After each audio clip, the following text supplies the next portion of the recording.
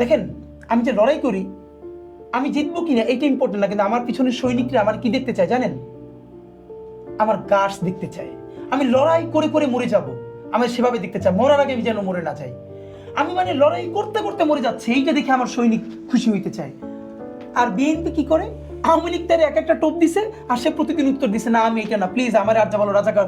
ওইটা বলবে বেটা, বিএনপি হলো একমাত্র মুক্তিযোদ্ধা, তোরা সব রাজাকার, তোরাই যে পাকিস্তানে ছিল না। মানে বলেন তো, যে বিএনপির কেউ পাকিস্তানে ছিল মুক্তিযুদ্ধের সময় নাকি আওয়ামী লীগের ছিল?